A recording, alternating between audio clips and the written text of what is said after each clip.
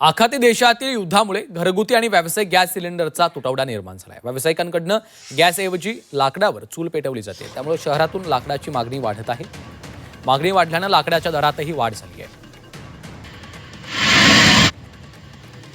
तर लाकडाच्या वखाऱ्यातील याचा आढावा घेत मालकाशी बातचीत केली आहे आमचे प्रतिनिधी लैलेश बारगजे यांनी.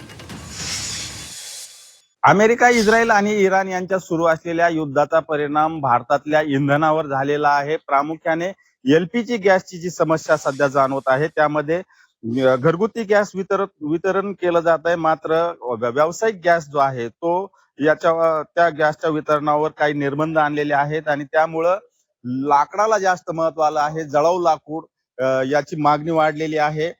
शहरामध्ये जे लाकूड येतं ते विशिष्ट कामासाठीच वापरलं जात आहे. मागच्या काही वर्षांपासून त्याचा उपयोग कमीत कमी केला जावा अशा पद्धतीच्या व्यवस्था करण्यात आलेल्या आहेत. मात्र मागच्या 15 दिवसापासून सुरू असलेली गॅसची टंचाई, त्यामुळं आता हा भार पूर्ण जळाऊ लाकडावर आलेला आहे आणि सॉ मिल मध्ये देखील या लाकडांची मागणी वाढलेली आहे. आपल्या सोबत सॉ मिलचे मालक आहेत आशिष शिंदे.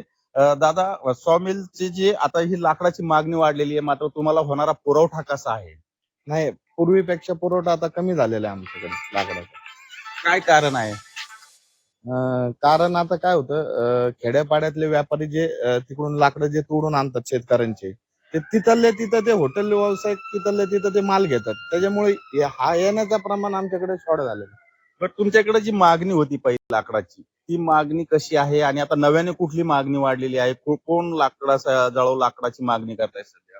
आता पहिली जी होती मागणी ती आहे तशीच आहे. समजा कंपनीची मागणी होती ती आहे तशीच आहे. पण आता सध्या हॉटेल आणि घरगुती वापरासाठी म्हणजे चुलीसाठी आमच्याकडे मागणी वाढलेली आहे लाकडाची. लैलेश बारगजे, जी 24 तास, अहिल्यानगर.